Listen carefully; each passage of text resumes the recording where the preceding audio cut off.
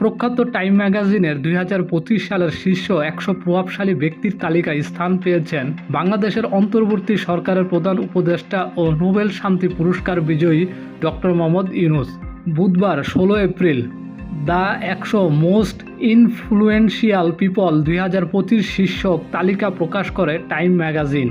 তালিকায় ডক্টর ইউনূসকে নিয়ে লিখেছেন সাবেক মার্কিন সিনেটর ও secretary of state Hillary Clinton. তিনি লেখেন, গত বছর ছাত্র নেতৃত্বাধীন এক অভ্যুত্থানে বাংলাদেশের কর্তৃত্ববাদী প্রধানমন্ত্রীর পতনের পর একজন পরিচিত নেতা জাতিকে গণতন্ত্রের দিকে পরিচালিত করার জন্য এগিয়ে আসেন। তিনি নোবেল শান্তি পুরস্কার বিজয়ী ডক্টর মোহাম্মদ ইউনূস।